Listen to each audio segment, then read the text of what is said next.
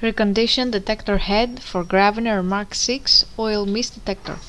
For testing, the head is connected to a spare oil mist detector unit, and then we simulate the oil mist with smoke detector destined gas sprayed on the head's path. Apart from hearing the alarm, we can also see the relevant indicator lights on both the head and the unit, as well as the message on the screen.